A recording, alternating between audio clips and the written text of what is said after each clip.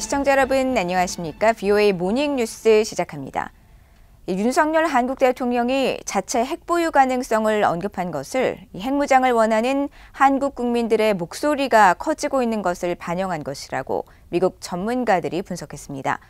미국이 한국의 우려를 해소하기 위해 확장 억제 공약이 확고하다는 점을 보여줄 필요가 있다는 점도 지적했습니다. 첫 소식 박형주 기자가 보도합니다. 한미연합사 작전참모 출신인 데이비드 맥스웰 민주주의 수호재단 선임연구원은 취임 후 미국 핵무기를 재배치하거나 한국이 자체 핵무기를 개발할 계획이 없다고 밝혔던 윤석열 대통령의 이번 핵무장 관련 언급은 큰 변화라고 평가했습니다. 특히 여론조사 등을 통해 한국 내 핵무기에 대한 열망이 커지고 있고 모든 사람들이 김정은의 위협과 수사를 깨닫고 있다고 지적했습니다. The desire of the Korean people for nuclear weapons, the polls have been showing a steady rise in that desire. And then, of course, I think that, everyone has come to the realization of North Korea's threats and the rhetoric coming from Kim Jong-un and, of course, the more than 70 missile tests over the last year and the expected seventh nuclear test. I think all of that is coalescing around, an increased desire by Koreans in the South to have their own deterrent. 에반스 리비어 전 국무부 동아태 담당 수석 부차관보도 윤 대통령의 이번 발언은 한국 일각의 강력한 우려를 반영한 것이라고 분석했습니다. 리비어 전 수석 부차관보는 그러나 미국 정치권에서 한반도 전술핵 재배치에 대한 분명한 지지가 없고 전술핵이 더 이상 미국 억지력의 핵심 요소도 아니라고 지적했습니다. 그러면서 직면한 위협에 대한 한국의 우려를 미국이 매우 잘 알고 공감하기 때문에 다가오는 미한훈련은 미국의 의지를 매우 구체적으로 보여줄 것이라며 미국이 명확하고 단호한 의지를 보여준다면 한국의 우려를 해결할 수 있을 것이라고 말했습니다. 1994년 미국 제네바 합의를 이끈 로버트 갈루치 전 국무부 대북 특사는 윤 대통령이 자체 핵 개발, 미국 전술핵 재배치, 핵 공유 등 다양한 가능성을 열면서 논의의 지평을 넓혔다면서 최근 북한의 핵위협 정책 등을 감안하면 한국의 우려는 매우 타당하다고 분석했습니다.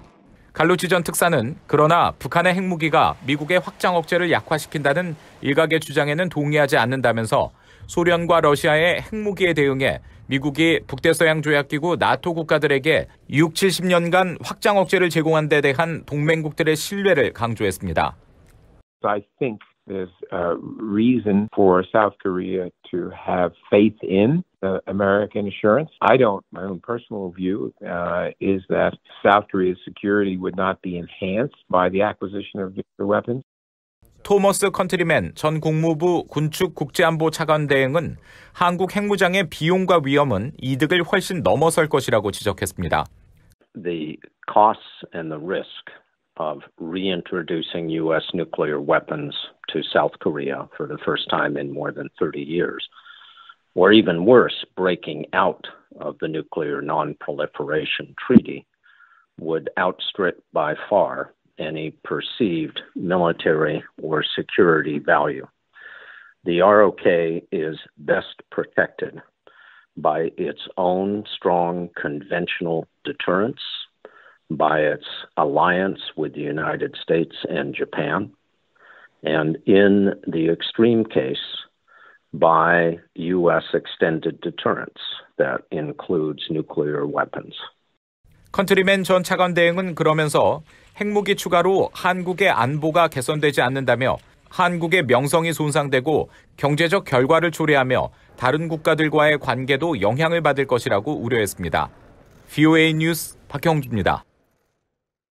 미국과 일본의 국방장관이 북한의 핵 위협 등에 직면한 미일 동맹과 미국의 확장 억제 공약을 재확인했습니다. 양측은 또 일본의 새 안보 전략을 바탕으로 동맹 차원의 군 태세를 최적화하고 대응 능력을 강화할 필요성이 있다는 점을 강조했습니다. 함지아 기자가 보도합니다. 로이드 오스틴 국방장관이 12일 미국 국방부 청사에서 일본의 하마다 야스카즈 방위상을 맞았습니다. 전날 외교 국방장관 2+2 회담을 했던 미일 국방수장이 별도로 다시 만나 영내외 도전에 맞서 동맹 차원의 군 대응 능력을 논의한 겁니다. 오스틴 장관은 중국의 강압적 행동과 북한의 도발 등의 우려를 표하고 미일 동맹이 인도태평양과 그 너머에서 평화와 안보의 초석이라고 강조했습니다. Today we remain deeply concerned by China's coercive behavior in the Taiwan Strait and in the waters surrounding Japan. We're also deeply concerned with North Korea's provocations toward Japan and its neighbors. 오스틴 장관은 이어 한국, 호주 등과의 협력 관계가 고무적이라고 평가한 뒤 확장 억제를 포함한 일본 방위 공약도 거듭 확인했습니다. And I also want to reaffirm our unwavering commitment to the defense of Japan, including U.S. extended deterrence provided by the full range of conventional and nuclear capabilities. 하마다 방위상은 핵무기를 둘러싼 영내 상황이 어느 때보다 엄중하다며 중국과 북한의 핵무기 개발을 거론하고 미국의 핵 역량 운용 방식 등을 포함한 당면 과제 해결을 강조했습니다. 昨日の2+2における議論を踏まえ、本日はキー長官との間でより具体的な今後の取り組みについて議論を行いたいと考えております。 이어진 회담에서 오스틴 장관은 일본의 새 국가안보 전략과 함께 자국 방어를 강화하며 반격 역량을 보유하기로 한 일본 결정에 지지를 표하고 일본 내 미군 재조정과 동맹 차원의 군 태세 최적화를 통한 대응 능력 강화를 강조했다고 미국 국방부가 밝혔습니다. 또 양측은 오는 2025년까지 고도의 정보와 감시, 정찰, 대함, 수송 역량, 연합 태세 계획을 갖춘 제12 해병연안연대의 창설 등은 동맹 차원의 역사적인 조치로 평가했으며 미일 간 전략적 연계는 물론 동맹을 현대화하고 통합 억지력을 강화하며 영내 뜻을 같이 하는 나라들과 협력해 자유롭고 개방적인 인도태평양을 보장하겠다는 공동의 목표를 재확인했다고 밝혔습니다. VOA 뉴스 함지아입니다. 린다 토머스 그린필드 대사와 하야시 요시마사 일본 외무상이 12일 유엔 본부가 있는 뉴욕에서 만나 북한 도발에 대한 대응과 민주주의 인권 증진 방안 등에 대해 논의했습니다.